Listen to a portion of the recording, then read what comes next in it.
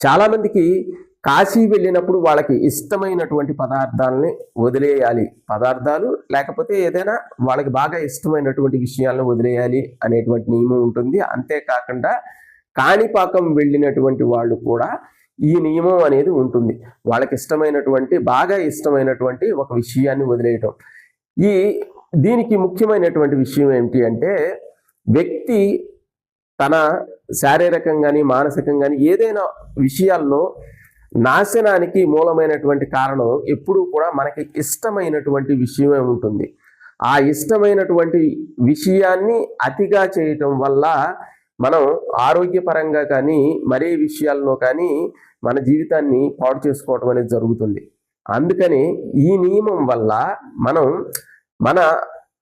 మనకిష్టమైనటువంటిది విడిచిపెట్టడం వల్ల అది మనకే మంచి చేస్తుంది.